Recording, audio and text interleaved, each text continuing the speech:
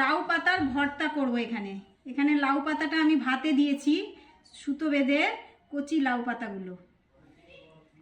ভর্তা বানানোর জন্য লাগছে, এখানে আছে এটা পোস্ত আর একটা কাঁচা লঙ্কা বাটা, কাঁচা তেল আর নুন।